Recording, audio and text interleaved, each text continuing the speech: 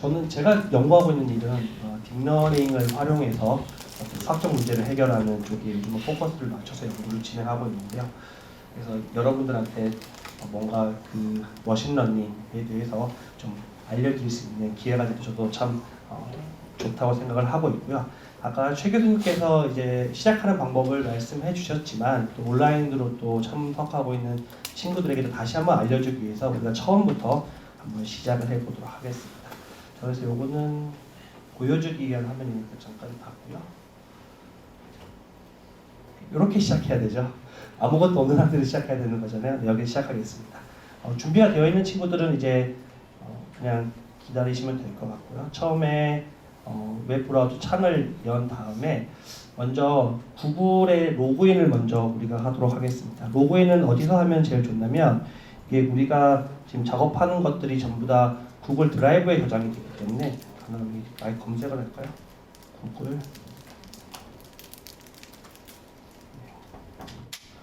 구글 드라이브로 해서 일단 들어가도록 하겠습니다.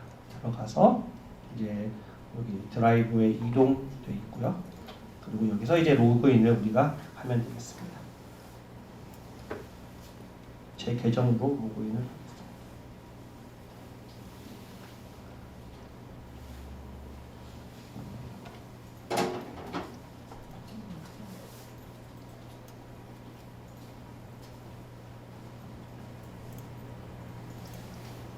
네, 로그인이 된 상태에서요. 우리가 아까 얘기했던 강원대학교 소리과학연구소의 홈페이지로 이동을 하겠습니다.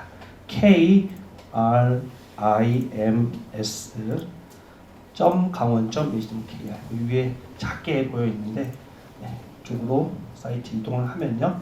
여기 위에 소리과학연구소 홈페이지가 있고 상단에 있는 액티비티의 하위에 있는 이벤트를 클릭을 해서 보면 이렇게 머신러닝 부트캠프 수요일, 목요일, 그리고 금요일까지 이렇게 준비가 되어 있는데요.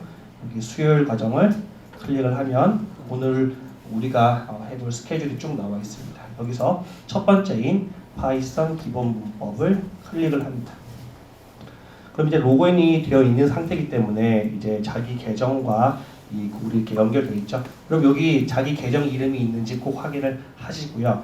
자, 여기서는 이제 작업을 할 수가 없기 때문에 내가 이거를 내 걸로 만들어야 되잖아요. 그래서 여기서 파일을 누른 다음에 드라이브에 사본을 저장합니다. 그럼 이게 내 거가 되는 거예요. 이게 내가 치는 것들이 내 드라이브에 저장이 되는 거니까 여기서 드라이브에 사본 저장을 누릅니다.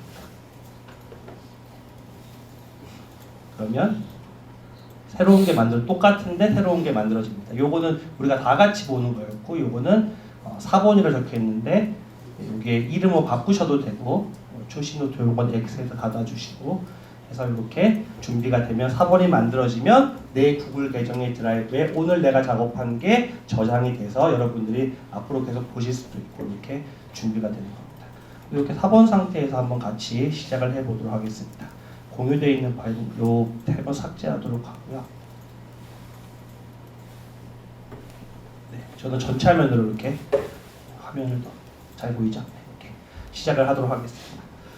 일단 첫 번째 좀 양해 말씀을 좀 드려야 될 것 같은데 제가 저번 주에 감기를 엄청 심하게 앓아서 목소리가 아직까지 후유증이 남아가지고 지금 감기는 괜찮은데 그래서 뭔가 약간 목소리가 조금 좀 정상적이지 않더라도 조금 이해해 주시면 감사하겠습니다. 오늘 이렇게 자료가 있는데 여기 아무것도 없는 것 같지만 옆에 그 화살표를 누르게 되면 우리가 오늘 실습할 내용들이 쭉 이렇게 목록이 있게 되고요. 왼쪽에 있는 탭을 봐도 이제 이렇게 목차 같은 것도 쭉 있고 그리고 검색을 한다든지 내가 자료를 올리면 이 자료가 이 파일을 검색한다든지 이런 기능들이 있습니다. 그래서 이걸 이용해서 우리가 한번 해보도록 하겠습니다. 자, 그러면 여기까지 다 준비되셨나요? 사본 만들어서 다 저장 다 되셨나요? 시작하기 전에 자료를 어떤 컨셉으로 만들었는지 먼저 좀 말씀을 드리도록 하겠습니다. 이 제목에는 이제 정밀 의료 데이터라고 되어 있고 저도 여기 의료 데이터라고 했는데 정밀 의료라고 하면 아까 말씀하신 뭐 고해상도의 이미지 데이터라든지 근데 정밀의료를 아주 좁게 해석을 하면 보통 유전체 데이터를 정밀의료라고 많이 얘기를 합니다. 그래서 만약에 어디서 정밀의료를 한다라고 얘기를 하면 혹시 유전체를 하나라고 생각을 하시면 됩니다. 그런데 우리가 다짜고짜 갑자기 유전체를 다룰 수는 없는 일이니까 일반적인 의료 데이터를 이제 하자라고, 왜냐면 누구나 처음에 쉽게 접근할 수 있는 데이터를 하면 좋으니까. 그래서 의료 데이터를 하자고 저는 컨셉을 잡았고, 다음에 그 여러분들의 그 설문조사 내용을 쭉 봤는데 압도적으로 쉽게 했으면 좋겠다, 기초부터 천천히 했으면 좋겠다라는 의견이 있었고, 자신의 파이썬 점수를 몇 점으로 하십니까? 대부분 0점, 20점 이렇게 말씀을. 우리 학생들이 굉장히 겸손한 걸 제가 잘 알고 있지만, 그래도 처음부터 다시 내가 알고 있다고 할지라도 처음부터 다시 좀 천천히 가기를 원하는구나 이렇게 느껴서 오늘은 그냥 파이썬에 대해서 전혀 모른다고 가정을 하고 진행을 하는 게 좋겠다라고 생각해서 그렇게 준비를 했습니다. 혹시 너무 쉽거나 이렇더라도 오늘은 이렇게 좀 천천히 진행을 하도록 하고요. 여기 보면 이제 데이터라는 얘기가 있는데, 이제 데이터 분석을 하고 싶다라고 하는 그런 분들도 많이 계셨습니다. 이게 조금 용어를 좀 정리를 해야 되는 게, 데이터 분석이라고 하면 어떤 막 데이터가 있어서 거기서 우리가 어떤 인포메이션을 획득하는 걸 이제 얘기를 하는데, 그 방법 중에 하나가 이제 머신러닝이 그게 방법이 될 수가 있습니다. 근데 머신러닝이라고 하는 게 두 가지 목적이 있다고 할 수가 있는데, 첫 번째는 아까 말씀드린 대로 어떤 데이터가 있으면 그거를 변형 가공해서 우리가 원하는 어떤 새로운 데이터를 정보를 추출하는 그런 역할을 할 수도 있고, 근데 또 머신러닝이라고 하는 게 우리가 가지고 있는 데이터를 머신러닝에 학습을 시켜서 예측 모델을 만드는 게 또 하나의 의미가 있습니다. 그러니까 데이터를 이용해서 뭔가 새로운 데이터가 있을 때 그게 이 머신러닝은 어떻게 판단을 할 것인가를 우리가 한다는 식으로, 이렇게 머신러닝은 예측의 의미가 있기 때문에, 그리고 그것이 훨씬 더 기본적이고 간단한 과정이기 때문에, 그래서 우리의 컨셉은 의료 데이터를 이용해서 머신러닝을 학습시키는데, 그 기계를 학습시키는데 예측을 할 수 있는 모델을 만들어서 여러분들이 오늘 내일 3일 동안 해서 예측하는 걸 이렇게 할 수가 있구나라는 거를 딱 경험을 한다라고 하는 것을 일단 컨셉으로 잡고 데이터를 준비를 했습니다. 그래서 오늘은 파이썬의 기본 문법에 대해서 한번 해보도록 하겠습니다. 자, 그럼 1.1 파이썬, 이게 저희가 1시간 반씩 수업을 구분해 놨는데요. 오늘 혹시 12시가 될 때까지 이 내용을 다 못하면 12시에 끊고 이제 점심 먹고 나서 이어서 하게 될 거고요. 만약에 여러분들이 좀 잘 따라와서 빨리 끝났다 그러면 마치는 게 아니고 그 다음 내용도 이제 해서 1시간 반씩 채워서 그렇게 하도록 하겠습니다. 그렇게 해서 혹시 일찍 끝나게 되면 여러분들 컨테스트로 바로 시작할 수도 있으니까요. 그리고 컨테스트 내용은 아까 우리 그 소리과학 연구소 홈페이지 게시판에 지금 우리가 링크해서 들어온 것처럼 아직은 미공개를 해놨는데 좀 이따가 공개를 하게 되면 이제 팀도 짜드리고 하면 팀별로 들어가서 이제 확인을 하시면 될 것 같습니다. 자, 1.1부터 한번 시작을 해보죠.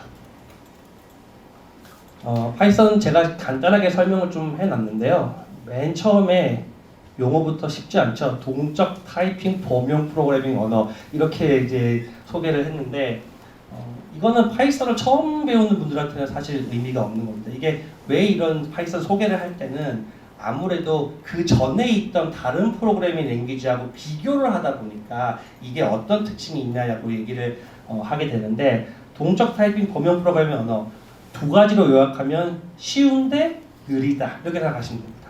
그러니까 동적 타이핑이라는 얘기는 우리가 좀 약간 대충 프로그램을 해도 이 언어가 알아서 해석을 해준다. 예를 들어 메모리를 잡아주고 이런 것들이, 그전에는 우리가 일일이 그런 것들을 디테일하게 다 잡아줬어야 되는데 파이썬은 그걸 알아서 잡아준다는 의미로 이렇게 다이나믹하게 얘가 일을 한다는 의미로 이렇게 되어 있고요. 그래서 이런 말 들으면 별로 좋아하시진 않을 것 같지만 다른 언어에 비해서는 좀 쉬운 문법이, 그러니까 사람이 언어로 표현하는 것하고 최대한 유사하게 만들려고 노력을 해서 쉬운 문법 간결하고요. 소스 코드가 다른 프로그래밍 언어에 비해서 이해하기 쉽다라고 하는 특징이 있습니다. 그리고 이제 무엇보다도 다양한 플랫폼에서 작동하도록 PC뿐만 아니고 여러분 스마트폰이나 이런 데서도 다 작동하도록 되어 있고요. 요게 마지막이 좀 의미가 있는 게 저는 이게 파이썬이 나온 지 꽤 한 정확하게 제가 말씀을 못해 한 20-30년 정도 된 것 같은데 처음에 나왔을 때는 무슨 장난감 같은 언어가 하나 나왔구나 저는 그렇게 사실은 생각을 했습니다. 이렇게 커질 줄은 정말 예상을 못했는데 이게 태생적으로 이제 C 언어하고 호환성이 좋다라고 하는 얘기는 우리가 C 언어로 이미 작성되어 있는 그 많은 좋은 것들을 파이썬이 흡수하기가 편해졌다는 그런 의미가 되겠죠. 그래서 쉬운데 C 언어가 가지고 있던 강력함을 끌고 와서 얘가 쓸 수 있게 되다 보니까 그래서 지금 이렇게 많이 사람들이 쓰게 되고 있는 것 같습니다.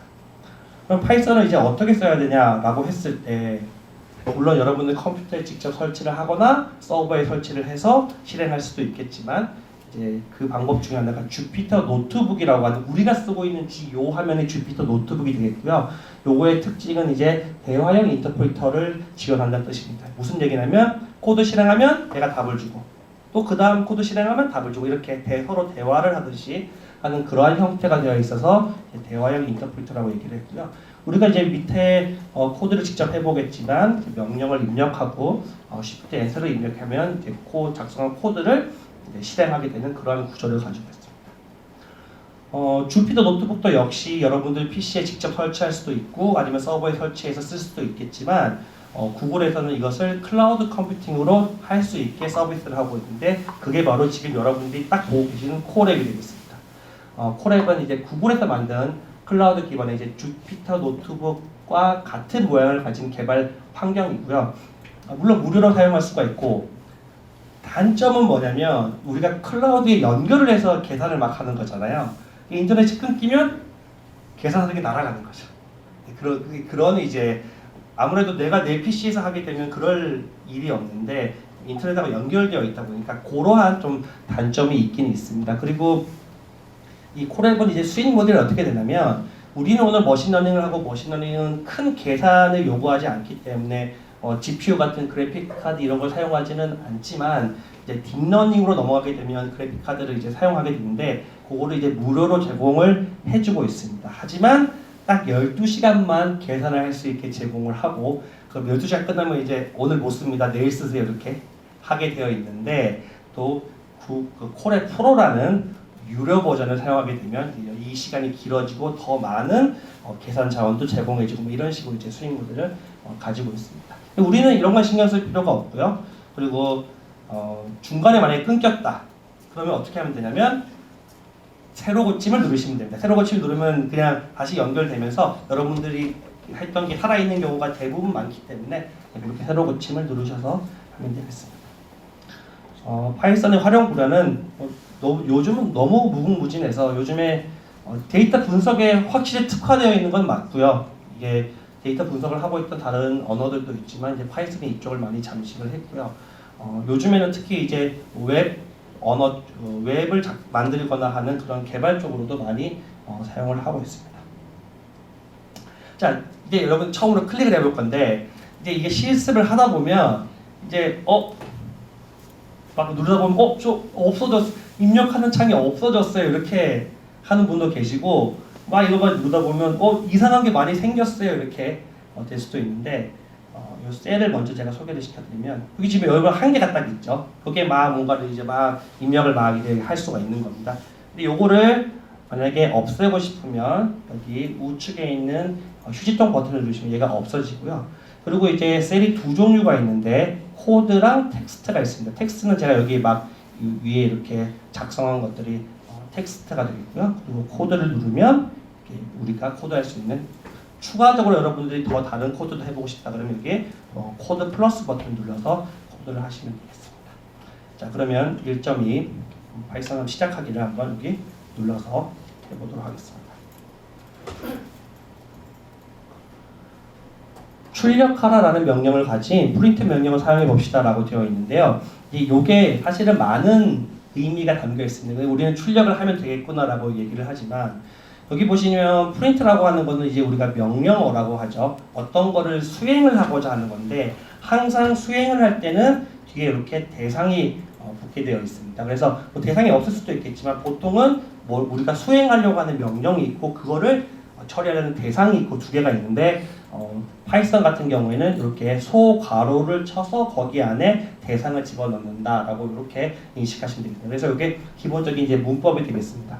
오늘 파이썬을 우리가 하면서 여러분들이 이제 그 궁금한 건 이걸 다 외워야 되느냐 하는, 이걸 다 익혀야 되느냐라고 하는, 이 문법을 다 알아야 되느냐 이런 의문점이 있을 것 같은데, 사실은 우리가 언어라고 하면 예를 들어 영어를 공부한다고 하면 우리가 단어를 엄청 많이 외워야 되고 문법도 알아야지 그거를 써서 뭐 글도 쓰고 말도 하고 이렇게 되는 거잖아요. 사실 프로그래머는 똑같습니다. 많은 명령어가 있고, 맞죠? 그거를 지금 괄호라고 하는 문법처럼 어떻게 써야 되는지 문법도 있는데 사실 외울 필요는 좀 적은 것 같아요. 왜냐하면 우리가 필요하면 이거는 찾아보면 되거든요. 여러분들이 쭉 하고, 예를 들어서 오늘 저녁에 컨테스트를 하거나 내일 할 때도 기억이 안 나면 찾아보면 되니까, 그게 좀 차이점이 있는 것 같고, 그러면 중요한 건 뭐냐면 이러한 기능이 있었다라고 알고 있는 거죠.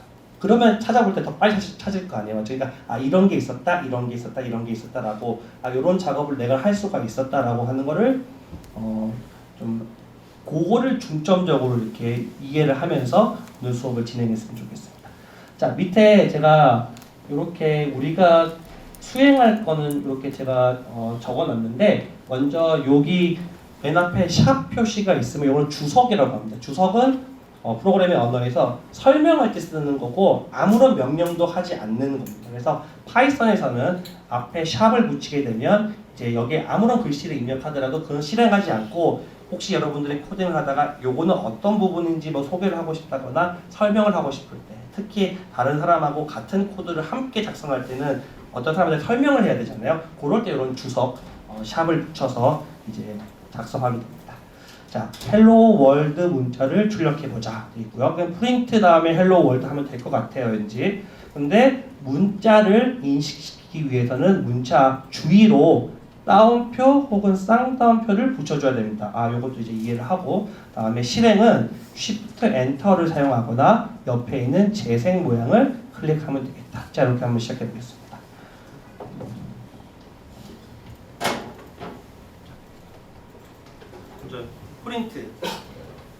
프린트 사용하면 이제 뭔가를 출력하라는 명령이 되는데, 여기 이제 따옴표로 무엇을 출력할지를 안에 이제 넣어줘야 되겠죠. 그리고 이제 문자를 인식시키기 위해서는 따옴표를 붙여서 여기 안에 문자를 입력하거나 아니면 쌍따옴표를 붙여서 양쪽이 같아야 됩니다. 문자를 입력시키면 됩니다. 이건 한글로 되니까 여러분들 출력시키고 싶은 거 아무거나 한번 작성해 보시겠습니까? 저는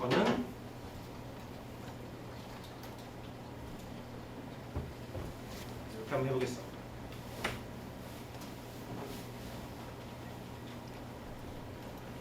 그러면 네, 이렇게 여러분 처음에 실행할 때 약간 속도가 조금 걸릴 수 있어요. 왜냐면 클라우드랑 얘가 연결을 해가지고 뭔가 계산을 처음에 하기 때문에 연결할 때 시간이 좀 걸릴 수가 있으니까 이렇게 내가 원하는 어떤 문자가 출력되는 명령을 우리가 한번 시켜봤습니다.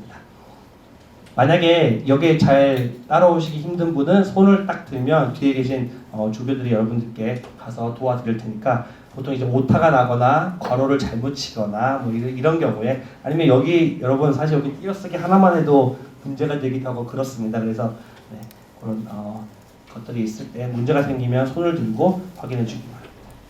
자, 그래서 우리가 첫 번째 파이썬의 첫 번째 명령을 한번 수행해 봤습니다. 그럼 이제 그 다음 명령으로 넘어가도록 하겠습니다. 넘어가도 괜찮겠나요? 네. 아니면 바로 손을 드십시오. 자, 그 다음에 계산 기능 1.3으로 넘어가 보죠. 여러분들 잘 알다시피 컴퓨터는 왜 태어났냐고 하면 계산을 하려고 태어난 거죠. 그래서 당연히 파이썬도 계산을 할 수가 있습니다. 그래서 우리가 주로 쓰는 하치 계산은 잘 알다시피 덧셈은 플러스 버튼, 그 다음에 뺄셈은 여기 마이너스 버튼, 그리고 버튼 그 키, 그리고 곱셈은 여기 별표 키하고 나눗셈은 이렇게 슬래시 키로 이렇게 계산을 수행할 수가 있고요. 그리고 제곱은 별표를 2번 치면 제곱이 되고요. 그리고 또 특별하게 정수를 정수로 나누면 우리가 목과 나머지를 계산할 수가 있죠. 10을 3으로 나누면 목이 3이고 나머지가 1이다 뭐 이런 거 알고 있죠? 그런 거를 계산하기 위해서 이런 것도 많이 쓰입니다. 그래서 나머지는 퍼센트를 쓰게 되고요. 목은 슬래시를 2번 쓴 이런 상태로 되겠습니다. 다음에 파이썬에서도 일반 수학의 연산 순서를 따릅니다. 우리 알죠? 곱하기랑 더하기랑 같이 연산되어 있으면 곱하기를 먼저 하는 거 알고 있죠? 유튜브에 뭐 엄청 어려운 계산 이러면서 그거 막 이상하게 속여가지고 막 올리는 그런 것도 있던데. 그리고 우리가 괄호를 쳐서 먼저 연산하고 싶은 부분에 내가 괄호를 치잖아요. 파이썬도 똑같이 괄호를 치면 그쪽을 먼저 연산을 하게 됩니다. 그런데 우리가 일상생활에서는 이제 괄호를 좀 복잡한 식 같은 경우에 대괄호를 치기도 하고 맞죠? 중괄호를 치기도 하고 여러 가지 괄호를 치는데 파이썬에서는 이 대괄호, 중괄호가 다 역할이 따로 있어요. 이제 오늘 배울 거지만 그래서 연산에 들어가는 괄호는 소괄호만 사용하면 되겠습니다. 자, 그러면 다음 코드를 진행해 볼까요? 계산 수행 이렇게 하고요. 제가 두 줄의 서로 다른 계산은 어떻게 출력할까라고 해봤습니다. 한번 해볼까요? 처음에 이제 초등학교 1학년부터 시작을 해야겠죠. 이렇게 초등학교 1학년 1 더하기 1 한번 해보고요. 그 다음에 두 번째 줄에 엔터 치면 이제 두 번째 줄로 넘어가게 되는데 두 번째 줄에 제가 2 곱하기 3 초등학교 2학년 과정으로 한번 넘어가 보도록 하겠습니다. 이렇게 해서 실행을 하면요. 그러면 결과는 6만 나옵니다. 그러니까 1 더하기 1도 얘가 실제로 수행을 했고 2 곱하기 3도 수행을 했는데 결과는 맨 마지막에 있는 결과만 나온다는 걸 알 수가 있고요. 그러면 저는 1 더하기 1도 나왔으면 좋겠고 2 곱하기 3도 나왔으면 좋겠다. 이건 어떻게 해야 됩니까? 라고 하면 프린트 명령을 사용하면 됩니다. 1 더하기 1을 프린트로 감싸고 2 곱하기 3을 프린트로 감싸는 거죠. 자, 해볼까요? print 하고 1 더하기 1 이렇게 해주고요. 또 그 밑에도 print 하고 2 곱하기 3 이렇게 해서 실행을 해봅시다. 그러면 2하고 6 둘 다 출력되는 걸 알 수가 있습니다. 그러니까 기본적으로 이제 우리가 막 프로그래밍 하다가 그냥 간략하게 어떤 게 딱 보고 싶다라고 했을 때 맨 마지막에 딱 그거를 치면 이제 그 결과만 딱 보여주는데 여러 개를 동시에 보고 싶다고 하면 이렇게 프린트 명령어 우리가 위에서 썼던 걸 사용해서 해보면 되겠습니다. 자, 그 다음에 정수 나눗셈 결과라고 제가 밑에 있는데 이것도 한번 보죠. 예를 들어서 뭐 이렇게 이렇게 하지 말고 4를 2로 나누면 어떻게 될까요? 결과가 2.0이 나오죠. 2가 아니고 2.0이 나오는데 요거 좀 그리고 만약에 3분의 1을 3으로 나누면 이렇게. 그래서 파이썬은 기본적으로 뭔가 정수가 아닌 계산을 할 때는 소수점을 붙여서 이렇게 표현을 하게 되는데 아까 뒤에서 다시 설명하겠지만 그 나눗셈의 결과는 얘가 소수점으로 표현하게끔 처음에 그 디자인이 되어 있기 때문에 아까 얘기했던 4를 2로 나눴을 때도 정수 2가 아닌 2.0 실수 형태로 이렇게 표현되는 걸 알 수가 있습니다. 뒤에서 한 번 더 얘기를 해보도록 하겠습니다. 자, 다음에 밑에 것도 한번 해볼까요? 프린트하고 3의 제곱. 아까 제곱이라는 거는 별표를 2개 쓴다고 말씀을 드렸습니다. 그래서 프린트하고 3의 제곱하면 이렇게 별표를 2개 이렇게 하게 되고요. 그다음에 이거 뭐 밑에 이렇게 해도 되겠죠? 프린트하고 5를 3으로 나눴을 때 나머지는 뭐냐면 5에다가 이게 지금 우리 처음 봤으니까 나머지가 뭐였지? 이제 기억이 안 날 수 있잖아요. 다시 올라가서 나머지 뭐였지? 그러면 나머지는 퍼센트였구나 라고 하신 다음에 퍼센트 3 그러면 5를 3으로 나눴을 때 나머지를 계산하겠구나 이렇게 되겠고요. 그리고 5를 3으로 나눴을 때 목은 저는 뭐 물론 이제 타이핑을 하나 다 하는 것도 굉장히 좋은데 우리가 좀 빨리 하기 위해서 그리고 그 반복된 어떤 타이핑을 오타를 줄이기 위해서 컨트롤 CV를 좀 많이 이용하는 편입니다. 그래서 컨트롤 C에서 위에 복사하고 붙여 넣으면 똑같은 게 나오는데 5를 3으로 나눴을 때 이 목은 슬래시를 2번 누르면 됩니다.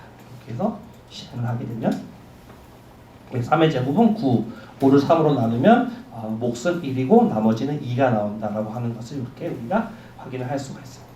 그래서 간단한 계산을 우리가 먼저 쭉 수행해 봤습니다. 자, 그 다음은 방금 잠깐 말씀드린 정수형하고 실수형에 대해서 우리가 한번 얘기를 해보도록 하겠습니다. 시간이 좀 지나서 약간 요 정도 속도면 너무 좀 루즈하지 약간 좀 올리겠습니다, 속도를. 자, 이제 그러면 숫자형에는 크게 정수형과 실수형이 존재를 하는데 물론 2진수, 8진수, 16진수 이런 거 다양한 표현이 가능을 합니다. 근데 실수를 표현할 때는 이게 무슨 말인지 우리 지금 해보는 게 목표예요. 실수를 표현할 때는 표현상의 한계로 인해서 기계 오차가 발생할 수가 있다고 하는데 이게 뭔지 한번 살펴보겠습니다. 그리고 아까 결과를 봤을 때 3이라고 하는 거는 정수형이며 3.0은 실수형이다. 이게 어떤 차이가 있냐면 제가 아까 동적 프로그래밍 이런 여러 가지 말씀드렸잖아요. 우리는 사실 이거가 뭔지를 고민할 필요가 없는데 사실 3 정수를 저장하는 데 필요한 메모리 양하고 실수를 저장하는 데 필요한 메모리 양이 다르거든요. 이거를 파이썬은 알아서 해주니까 우리가 신경 쓰지 않고 있지만 원래 다른 언어를 할 때는 이게 메모리가 얘가 정수다 실수다라는 거를 지정해 줘야 되거든요. 근데 만약에 결과가 이렇게 나오면 얘는 지금 얘를 메모리를 정수만큼 메모리를 잡아서 얘가 계산을 하고 있구나 이렇게 이해를 하시면 되고 갑자기 3.0하고 뒤에 점이 나오면 얘를 숫자를 실수로 인식을 해가지고 소수점까지 얘가 표현을 하려고 하는구나 이렇게 인식을 하면 되겠습니다. 자, 정수 나눗셈에 대한 거는 아까 했던 그냥 3분의 1 이런 거 하면 이제 문제가 이제 이렇게 사실 3분의 1은 0.3333에서 끝까지 나오는 거잖아요. 근데 이제 컴퓨터는 여기까지만 딱 인식을 해서 이제 표현을 해준다는 거죠. 정확한 3분의 1은 아니라는 거죠. 그러니까 굉장히 근접하지만 아주 정확한 애는 아니다. 그럼 이게 어떤 문제가 발생하냐면 이걸 한번 해봅시다. 0.1하고 더하기 0.2를 우리가 한번 해봅시다. 이러면 어떤 일이 발생할지. 네. 뭔가 이상해졌죠. 0.1하고 0.2를 더하면 0.3이 나와야 되는데 0.3하고 뒤에 주르륵 있다가 갑자기 뒤에 이상한 숫자가 하나 튀어나왔죠. 이게 왜 그러냐면요. 0.1은 정수 1, 3 이런 건 문제가 없는데 0.1은 컴퓨터는 우리가 잘 알고 있다시피 0과 1 두 개의 어떤 기호를 이용해서 숫자 같은 걸 다 표현을 하는데 0.1이라고 하는 거를 0과 1이라고 하는 걸로 완벽하게 표현할 수 없는 거예요. 0.1 아주 비슷한 애를 하나 가지고 있던 거죠. 0.2도 마찬가지입니다. 완벽한 게 아니고 약간 비스무리하게 가지고 있다가 두 개를 더하라고 하니까 약간의 이만큼의 오차가 발생한 거죠. 그래서 컴퓨터로 계산할 때는 이러한 오차를 인정하고 이런 게 발생할 수 있구나라고 인정하고 이제 수행을 하게 되는 겁니다. 그리고 뭔가 문제가 생겼을 때 혹시 이런 것들이 문제가 되지 않겠느냐라고 할 수도 있겠고 이게 강제로 이제 0.3으로 바꿔주는 우리가 코드를 할 수도 있습니다. 예를 들어서 약간 반올림을 하라든지 약간 내림을 하라든지 아니면 여기 밑에 요 정도 밑에 있는 것들은 다 그냥 버려버리라든지 그런 식으로 우리가 추가적으로 명령을 시켜주게 되면 이제 0.3이라고 하는 걸 표현할 수도 있는데 이제 이 정도의 아주 작은 오차, 기계 오차가 발생할 수는 있다라고 우리가 실수를 우리가 처리할 때 나올 수 있는 그런 사항이 되겠습니다.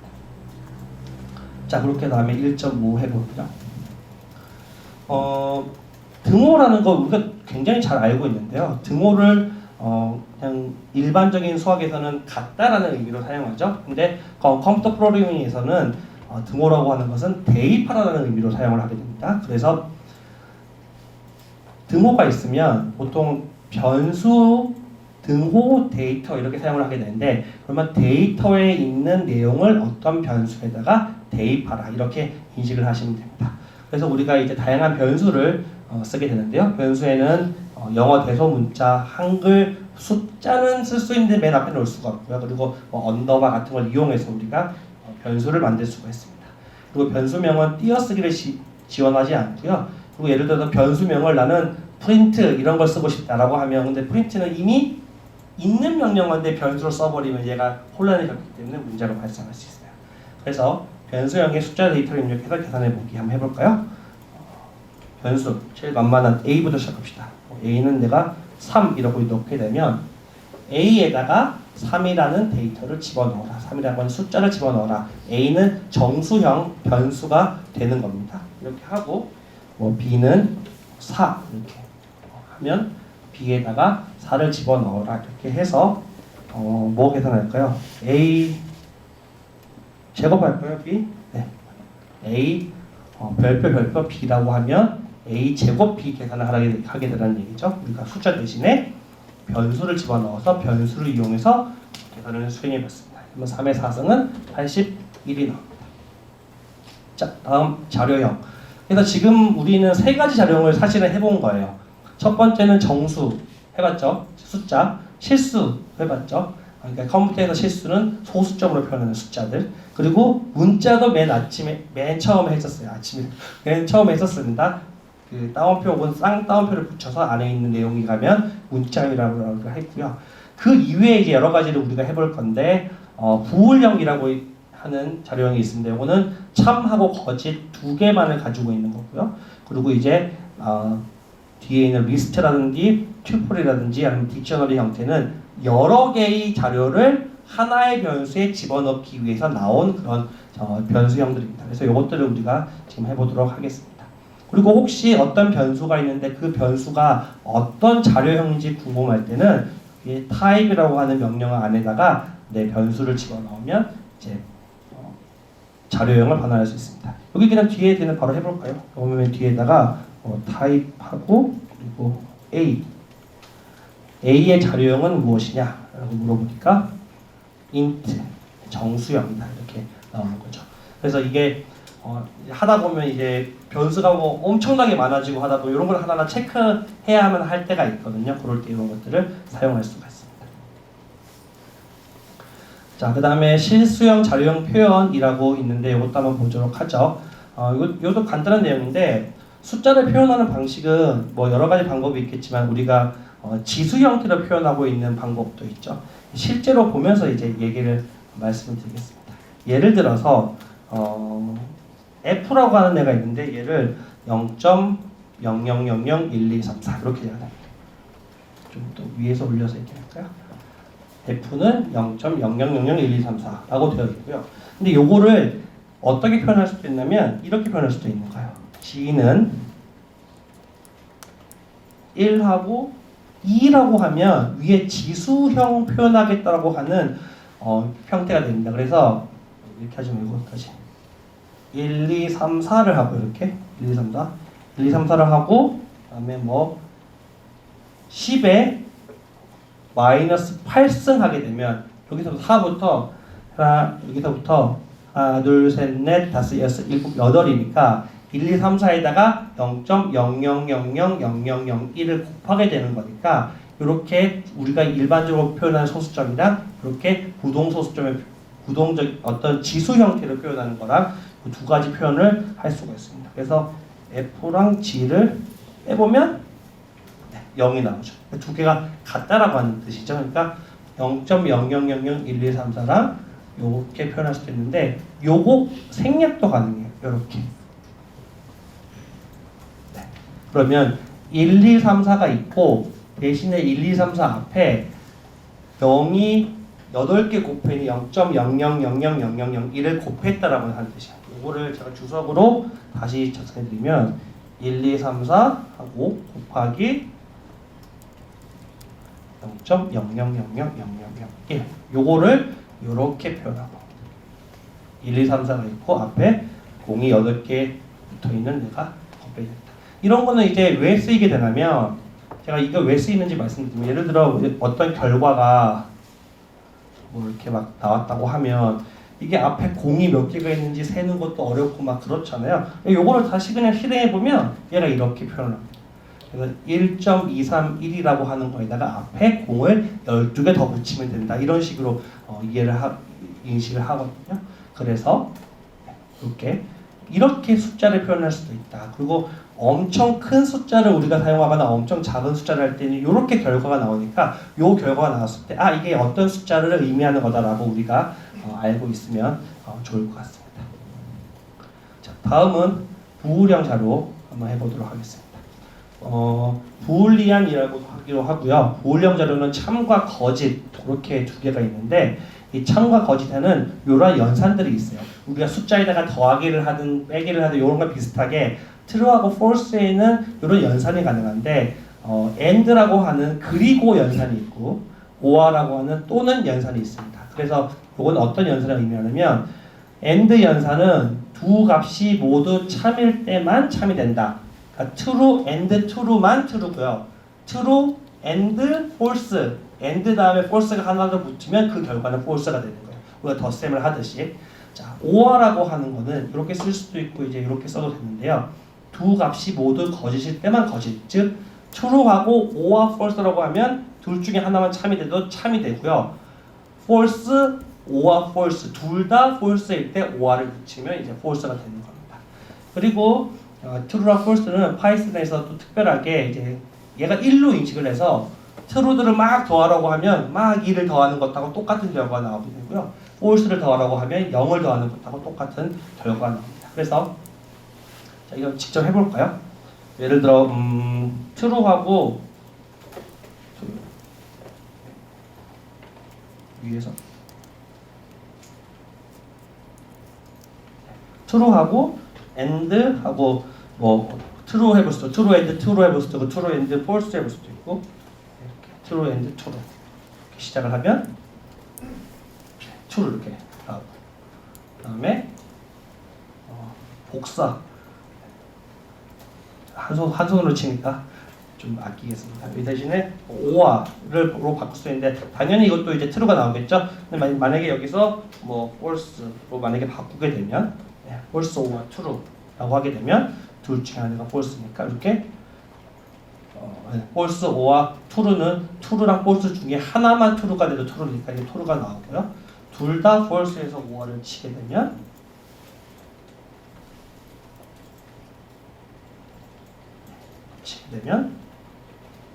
false가 나옵니다. 이런 식입니다.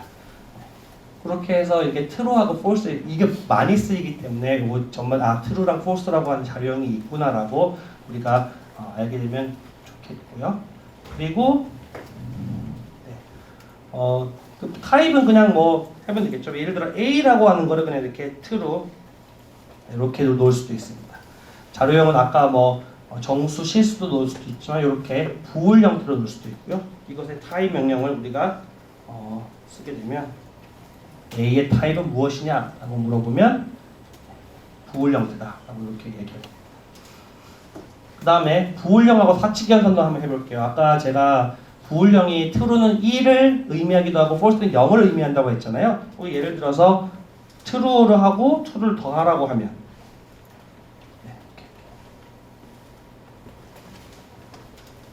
true하고 true를 더하라고 하면 2가 나옵니다. 덧셈이라고 하는 순간 얘를 숫자로 인식하라고 얘기하게 되는 거죠. 이게 아까 and랑 or라고 하는 거는 얘가 부울이니까 부울 결과를 나오라고 명령을 치는 거라고 하면 덧셈이라는 걸 치는 순간 얘를 숫자로 인식하게 되는 거죠. 하나 더 붙이면 어떻게 될까요? 여기다가 여러 개 붙여도 이렇게 true가 7개니까 하지만 뒤에다가 false를 붙이면 어떻게 되냐면 그러면 여전히 그냥 7이다. 그래서 우리가 뭔가 데이터가 엄청 많은데 true도 엄청 많고 false도 엄청 많아요. 그런데 얘를 다 더해보라고 시키면 true가 몇 개인지를 알게 되는 거죠. 그렇게 되면. 그럴 때 이제 확인할 수가 있어서 이렇게 덧셈으로도 확인할 수가 있습니다. 자, 그 다음에 부등식을 한번 해볼게요. 부등식은 제가 귀찮아서 우리가 알고 있는 부등식이랑 왼쪽에 있는 게 우리가 일상적으로 사용하는 부등식이고요. 오른쪽에 있는 거는 컴퓨터 키보드에 있는 겁니다. 그래서 뭐 크다, 작다, 같다라고 하는 거는 우리가 이퀄이지만 이퀄은 아까 변수를 대입한다라고 하는 의미로 쓴다고 했잖아요. 그래서 우리가 진짜 같냐, 같지 않냐라고 물어볼 때는 저렇게 등호를 2개를 붙입니다. 그리고 서로 다른가를 물어보는 것도 있고요. 크거나 같다, 뭐 작거나 같다 이렇게 하게 되고 이 명령을 수행하게 되면 당연히 부등식을 했을 때 이 부등식을 만족한다? 아니면 만족하지 않는다. 이렇게 반환을 하기 때문에 부울 형태로 반환을 하게 됩니다. 자, 그래서 한번 해봅시다.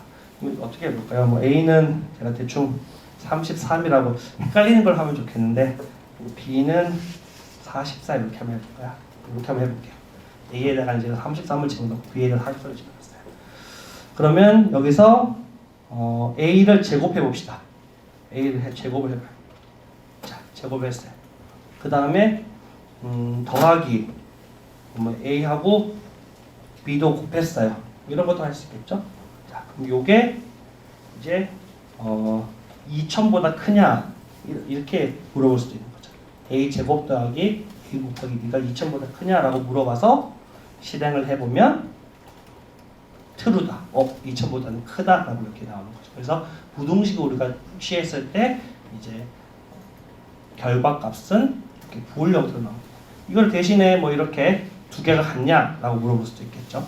A 제곱 더하기 AB가 2000과 같냐라고 물어보면 다르다 이렇게 반응할 수가 있고요. 그래서 부등식에 관련된 거는 기본적으로 이게 맞냐 틀리냐를 알려주는 그런 연산자가 되겠습니다.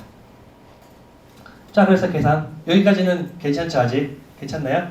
너무 쉬운가요? 네, 지금 생각보다 스피드가 좀 안 나고 있어서 스피드를 조금 더 올리겠습니다. 네. 자, 다음에 문자열. 문자열은 아까 했었잖아요. 우리가 프린트할 때 쌍따옴표 혹은 따옴표 안에 집어넣으면 그거 문자 그대로 인식을 하게 되는 건데, 그래서 문자를 만드는 방법을 제가 적어놨습니다. 그래서 큰 따옴표로 양쪽을 둘러싸거나 작은 따옴표로 양쪽을 둘러싸거나, 그 다음에 따옴표를 3개 연속해서 둘러싸는 거. 이게 무슨 말이냐면 이렇게요. 예를 들어서 따옴표 3개 연속해서 막 치고 이렇게 3개, 요거 의미하는 겁니다. 왜 이렇게 다양한 방법이 존재를 하냐면, 우리가 문자를 표현하는데 큰 따옴표를 안에 넣어주고 싶기도 하고 작은 따옴표를 안에 넣어주고 싶기도 하잖아요. 그럼 예를 들어서 작은 따옴표를 내가 출력을 하고 싶으면 그때는 겉에다가 다른 형태로 이렇게 둘러싸라고 하는 의미에서 이렇게 다양하게 만든 게 있습니다. 그리고 이제 문자의 연산은 문자를 이어붙이는 덧셈, 문자도 덧셈이 있는데요. 그거는 문자를 두 개 붙이라는 뜻인데 이어서. 그리고 반복시키라고 하는 곱셈 연산이 있습니다. 요거 한번 해봅시다. 자, 우리 A를 우리가 어떤 I라고 할까요? A를 I라고 하고요. 띄우는 것도 이렇게 하나 제가 넣어보겠습니다. 그리고 B는 M. B는 M 하고 또 띄웠고요. C는 여기서 뭘 하죠? 뭔가 약간 웃긴 거 해야 되는데 보이 걸은 좀 그렇고 웃긴 거 안 좋다. 이렇게. 말이 안 되지만 그렇게 할게요. 자, A, B, C에다가 I 띄우고 M 띄우고 굿 이렇게 적어놨습니다. 그래서 A, B, C를 더해볼까요? B, C 이렇게 하게 되면 문자열의 덧셈이라고 하는 것은 얘를 서로 이어 붙이라고 하는 게 나오기 때문에 IN 굿이 이렇게 나오게 됩니다. 곱셈 연산도 해볼까요? 예를 들어서 B랑 C를 더한 상태에서 얘를 한 5번 정도 반복을 해봅시다. 이렇게 그러면 M9, M9, M9 이런 식으로 B하고 C를 더하면 M9이잖아요. 괄호쳤으니까 걔를 먼저 연산을 하겠죠. 괄호쳤으니까. M9를 붙인 상태에서 곱셈을 하면 그걸 계속 반복해서 몇 번 계산을 하여라는 걸 이런 뜻이 돼요. 그럼 이 문자열은 오늘 컨테스트에 약간 어려운 문제가 있어서 조금 집중해 주시면 좋습니다. 네. 문자가 이게 은근히 우리 아까 유전체 얘기도 했는데 유전체 뭐 ATCG 이런 유전 정보가 다 문자로 나오기 때문에 이제 숫자를 우리 캠프에서는 숫자를 주로 많이 다루게 되지만 문자를 어떻게 처리하는지 사실은 굉장히 어려운 문제 중에 하나입니다. 그래서 좀 알아두시면 좋습니다. 자, 그 다음에 숫자를 문자로 변경하는 게 있는데요. 숫자를 문자로 변경할 때는 숫자 다음에 str, string이라고 하는 걸 사용하면 숫자인데 1이라고 하는 정수가 아닌 1 그 자체의 문자로 바꿔서 하는 방법이 되겠고요. 반대로 어떤 1이라고 하는 문자가 있을 때 거기에 int를 붙이게 되면 이제 숫자로 이제 바꾸게 됩니다. 해보죠. 예를 들어서 3이라고 하는 반대 요거부터 해야죠. 3이라고 하는 숫자 정수가 있는데 요 정수에다가 앞에 str이라고 이렇게 붙이게 되면 실행하면 이렇게 3을 문자로 바꿔서 여기 따옴표가 앞에 생겼죠. 요거는 문자 3이라고 하는 뜻입니다. 반대로 int라고 하는 것에서 예를 들어서 여기 안에 문자 45 이렇게 붙이게 되면 숫자 45로 바꿔주게 되는 거죠. 그래서 이것도 많이 쓰입니다. 우리가 막 계산을 하다가 얘를 다른 문자랑 붙여서 숫자랑 문자랑 붙이는 거는 말이 안 돼요. 예를 들어서 뭐 3 더하기 4 하게 되면 이거는 우리는 의미를 이해할 수가 있지만 하나는 정수형이고 하나는 문자형인데 이 두 개를 어떤 뭐 덧셈이라고 하는 건 우리가 따로 정의를 했으면 모르겠지만 파이썬에서는 정의가 되어 있지 않거든요. 우리가 이걸 따로 정의할 수도 있습니다. 예를 들어서 여러분들이 직접 4라고 하는 게 만약에 숫자가 가능하면 그거를 숫자 4로 바꿔서 뭐 더하라고 한다든지 아니면 3이 있으면 3을 문자로 바꿔서 두 개를 더해서 34를 만든다든지 뭐 다양하게 우리가 할 수도 있겠지만 기본적으로는 이렇게 숫자와 문자를 더하는 어떤 그 연산은 정의되어 있지 않기 때문에 이렇게 오류가 뜨는 겁니다. 지금 이게 오류가 뜨면 지금 오류가 처음 떴죠 지금. 오류가 뜨면 여러분들 우리가 스트레스 받고 그러는데 오류도 좀 잘 읽어보면 유용한 정보를 얻을 수가 있습니다. 그래서 연산이 이제 지원되지 않는다고 하는 것이죠. 이 덧셈이라고 하는 연산은 인트 정수랑 스트링 문자 사이의 덧셈이라고 하는 것은 지원하지 않는다. 이렇게 좀 자세하게 뜨는 편이니까 우리가 오류가 발생했을 때도 이거를 좀 자세하게 읽어보면 도움이 될 때가 있습니다. 자, 이렇게 해서 문자열까지 했고요. 다음에는 이제 리스트를 한번 해보도록 하겠습니다. 리스트가 어떻게 보면 제일 중요한 거예요. 왜냐하면 지금 한 거는 뭐 숫자 하나, 뭐 문자 하나 이렇게 있잖아요. 근데 우리는 뭐 데이터 뭐 100개, 1000개, 10,000개 이런 거를 한꺼번에 다뤄야 되는데 그런 거를 한꺼번에 어떻게 다루겠느냐라고 했을 때 나온 게 리스트라서 한번 리스트를 보겠습니다.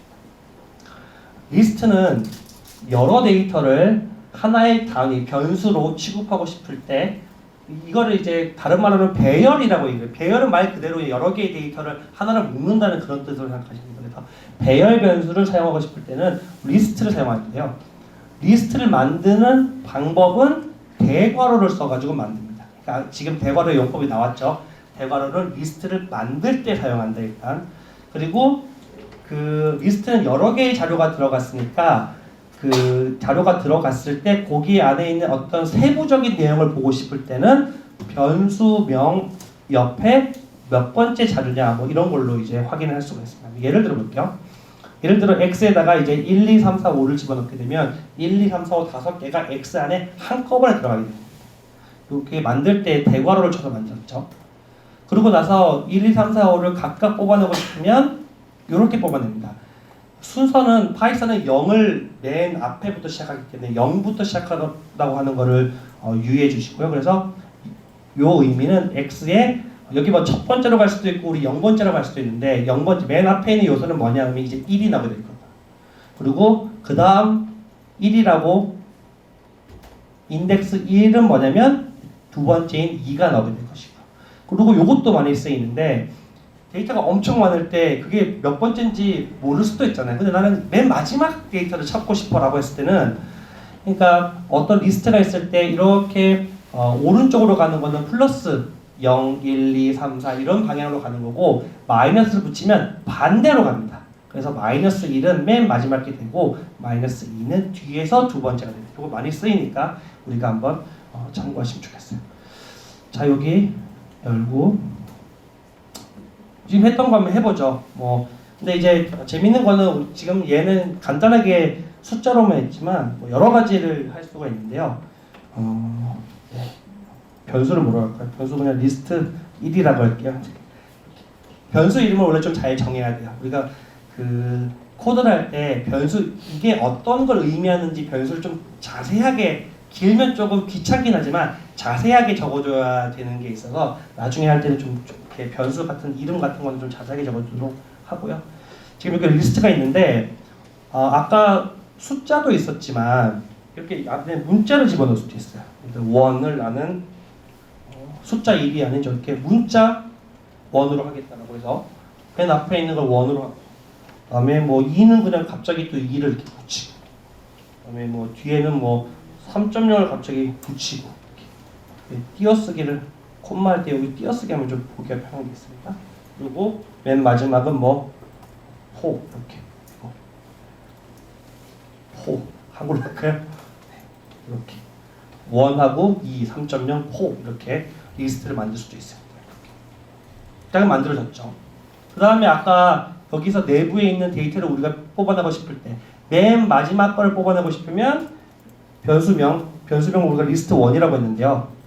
리스트 1의 맨 마지막 거는 -1 이렇게 하게 되면 맨 마지막인 4가 이렇게 나오게 됩니다.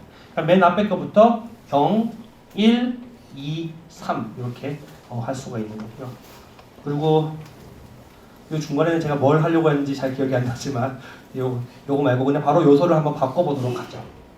요소 바꾸는 거는 간단합니다. 예를 들어 리스트에 1이 있는데 몇 번째 데이터를 바꾸고 싶냐라고 했을 때 예를 들어 맨 앞에 있는 데이터를 이렇게 바꾸고 싶다 하면 0번째라고 맨 앞에 있는 데이터라고 참조를 해주고 거기 대신에 이제 나는 1이 아닌 숫자 1이라는 걸로 바꿔주고 싶다 라고 하면 리스트 안에 0번째 즉 맨 앞에 있는 데이터를 원래 다른 게 뭔가 있었는데 그거 대신에 1로 바꾸라고 하는 뜻입니다. 그렇게 해서 리스트 1을 출력을 해보면 그러니까 이렇게 아까 1이었던 데서 1이라는 숫자로 바뀐 다음에 나머지 리스트가 전체 출력되는 것을 이제 알 수가 있습니다.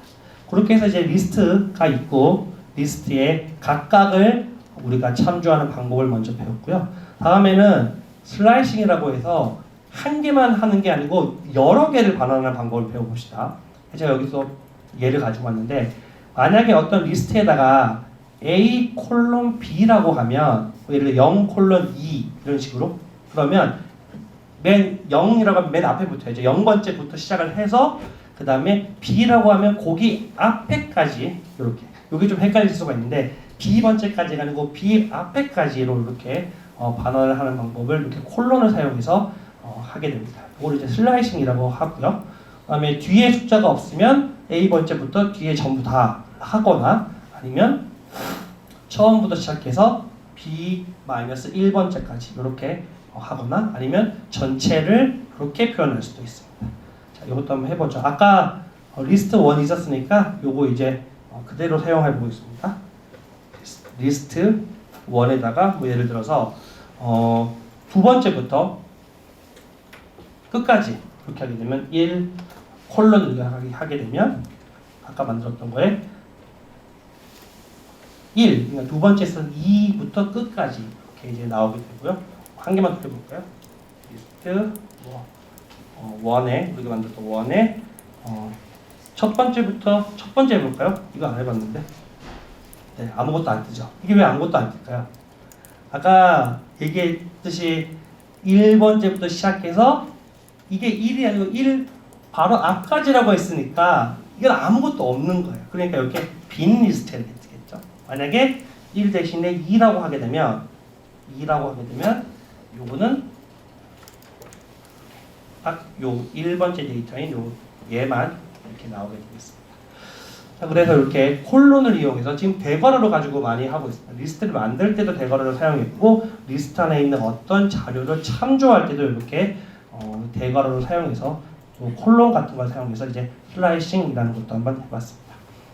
자, 그 다음에 문자열도 똑같이 할 수가 있어요. 이게 어떤 의미를 가지고 한번 제가 보여드릴게요. 이게 A라고 하는 게 또 있는데 이거를 A, B, C, D, E, F, G 이렇게 한번 해보겠습니다. A라고 하는 이제 문자인데 제가 A, B, C, D, E, F, G라고 제가 문자를 입력을 했고요. 이것도 똑같이 이런 식으로 문자를 똑같이 이렇게 인덱싱을 할 수가 있어요. 그럼 뭘 의미할까요? 이거 어떤 게 나올까요? 1번째니까 문자에서 두 번째인 B가 딱 나오겠죠. 이렇게 숫자, 문자 하나하나의 단위를 그 위에 있는 리스트에 하나하나 자료처럼 이렇게 사용을 해서 A, B, C, D, E, F, G가 있으면 요 A는 문자의 0번째가 되는 거고 그 다음에 B는 요 문자의 1번째가 되는 거고 이렇게 인식을 하게 됩니다. 그래서 여기도 슬라이싱을 똑같이 할 수가 있는데 A에다가 예를 들어 두 번째부터 다섯 번째 전까지니까 두 번째, 세 번째, 네 번째가 나오겠죠. 이렇게 해서 실행을 하게 되면 C, D, E 이런 식으로 나오게 돼서 문자도 리스트와 비슷하게 문자의 하나하나의 단위를 그 어떤 하나의 원소로 생각을 해서 이렇게 결과를 뽑아낼 수가 있습니다.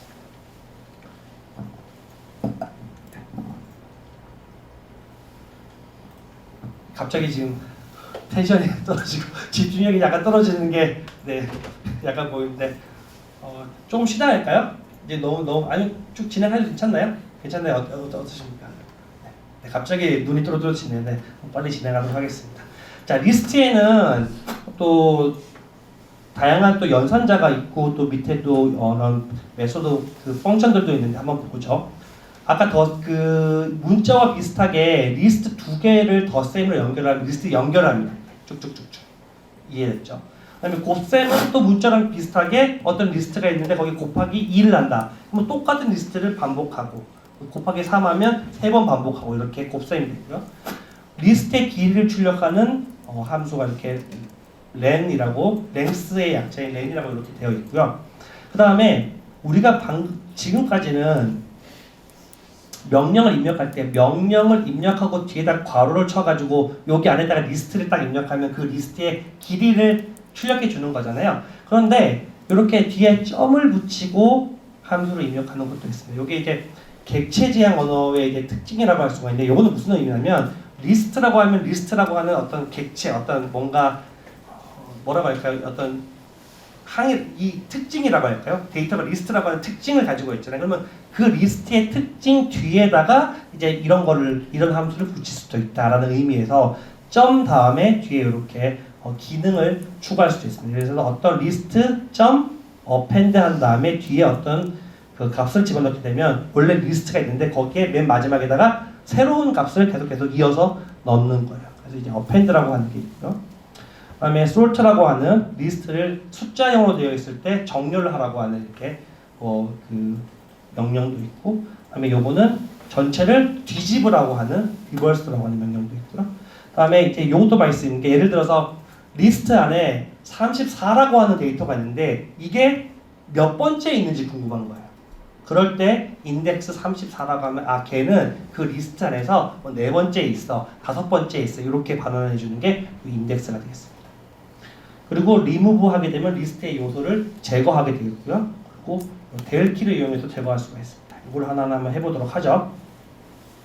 자, 리스트 합 연산. 아까 만들어놨다고 그냥 그대로 씁시다. 왜냐면 다른 것도 해야 되니까 새로 만들까요? 리스트 1을 다시 만듭시다. 이를 간단하게 할게요. 1, 7, 9, 8 이런 식으로 한번 해볼까요? 그럼 저랑 똑같이 하길 원하시잖아요, 맞죠? 네, 그러니까 1, 7, 9, 8 이렇게 한번 해보겠습니다. 그런 다음에 이걸 한번 두 개를 똑같이 더해보죠. 리스트 1 더하기 리스트 1. 네. 리스트 1 더하기 리스트 1 하면 1798, 1798 맞죠? 왜냐하면 1798이라고 하는 게 있는데 뒤에 또 1798을 더해서 연결했으니까 좀 이렇게 리스트가 길어지게 돼 있죠. 곱하기는 또 간단합니다. 3 곱하기 궁금하니까 0.5 해볼까요? 당연히 안 되겠지만 한번 해봅시다. 안 되네요. 네. 곱셈의 요 플롯이 실수를 의미하거든요. 실수 곱셈은 지원하지 않는다. 그런 뜻이에요. 그래서 0.5은 당연히 안 되고 3 하면 리스트 1에 있는 내용들을 3번 반복해서 이렇게 나오게 됩니다. 자, 길이 계산 아까 뭐였죠? len 하면 되겠죠? len 하고 리스트 1